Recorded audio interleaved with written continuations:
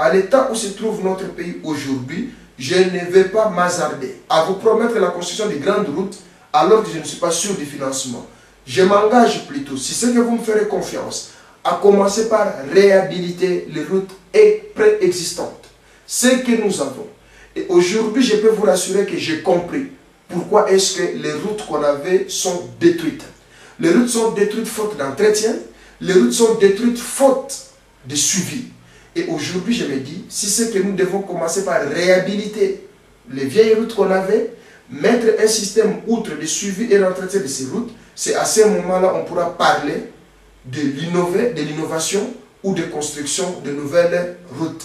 Voilà sur ce qui est, d'une manière brève, des infrastructures de base, comment est-ce que je les vois.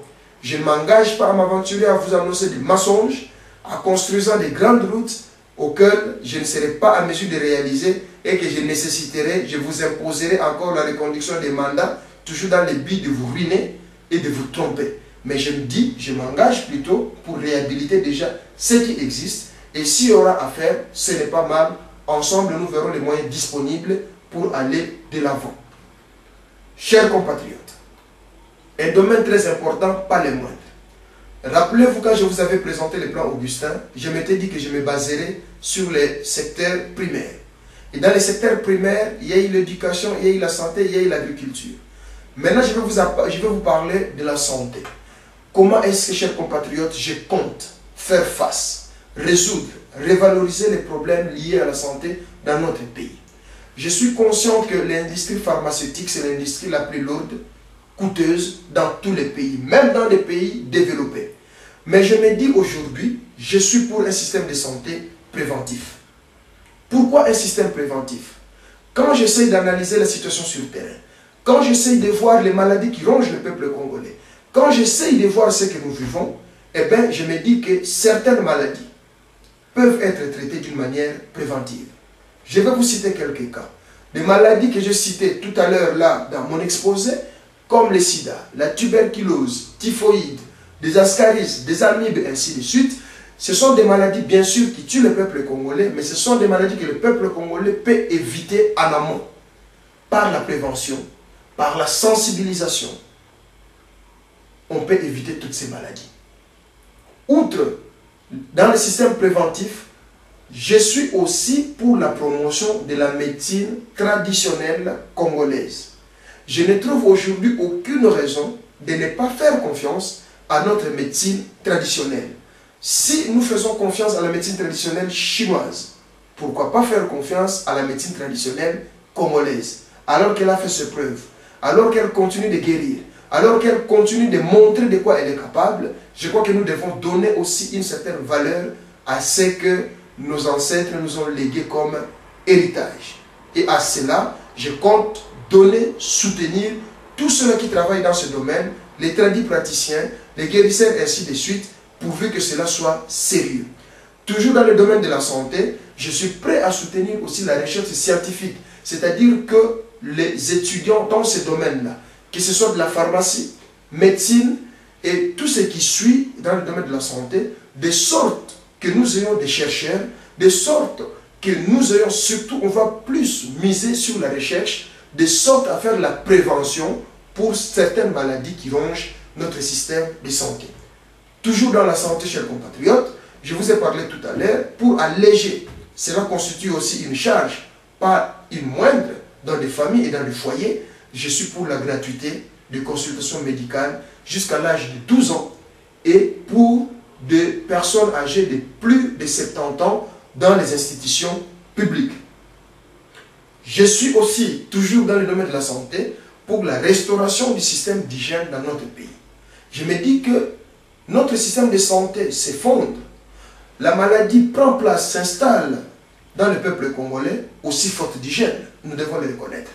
Et à cela, ce n'est pas pour rien, j'ai songé à donner plus de pouvoir au niveau local et je suis pour la restauration du système d'hygiène au niveau local. Cela, chers compatriotes, nous aidera à faire face à certaines maladies qui nous rongent. Chers compatriotes, je voudrais parler d'un domaine pas le moindre.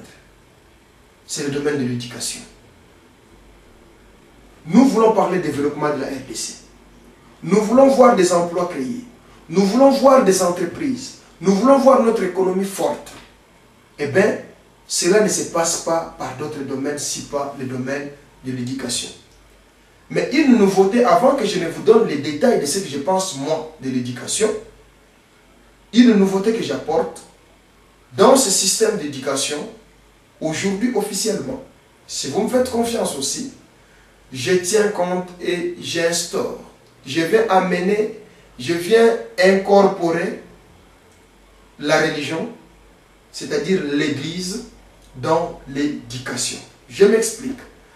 Je me dis que l'Église, les hommes de Dieu, ils ont aussi un rôle à jouer dans l'éducation du peuple, surtout l'éducation morale. Nous parlons de la corruption. Nous parlons aujourd'hui de vol, de détournement. Nous parlons aussi des actes malveillants. Tout cela, rappelez-vous, un grand artiste africain avait chanté, il avait dit, la science sans conscience n'est que ruine de l'âme. D'où, si vous me ferez confiance, je me dis que les églises doivent avoir leur place, leur responsabilité dans le système éducatif en RDC. Non seulement eux, ils auront le devoir, mais l'État aussi doit apprendre à considérer et à valoriser l'Église dans ses activités, à lui faciliter la tâche, bien sûr, des vrais, pas des fausses églises. Il y aura tout un travail que nous allons faire. Nous allons ouvrir le champ d'action, discuter avec les hommes de Dieu, discuter avec les responsables, de sorte à mettre l'Église dans sa place dans la vie de la nation. Nous voulons être un pays qui craint l'Éternel. Nous voulons être un pays qui adore Dieu. Nous voulons être un pays qui honore Dieu. Je ferme ce chapitre. Dans l'éducation, je rentre dans les petits détails. Je me suis dit que je suis pour la réforme du système éducatif en RDC. Quelle est la réforme que je vais apporter dans le système éducatif? Je voudrais, outre ce dont je vous ai parlé, que j'ai considéré du côté social, de la gratuité de toute l'école primaire, c'est-à-dire sur l'âge de 12 ans, je me dis que nous devons travailler ensemble, main dans la main, avec les acteurs de cette branche, de sorte qu'à chaque étape, l'élève, l'étudiant, l'apprenti qui sort, soit utile à la société. Nous devons utiliser le système éducatif pour lutter contre l'analphabétisation. Nous devons utiliser le système éducatif pour inciter et préparer les citoyens à l'innovation. Nous devons utiliser le système éducatif pour pouvoir préparer les citoyens à la responsabilité. Nous devons utiliser le système éducatif pour créer les emplois. Nous devons utiliser le système éducatif pour faire avancer la recherche scientifique. Et nous devons utiliser le système éducatif.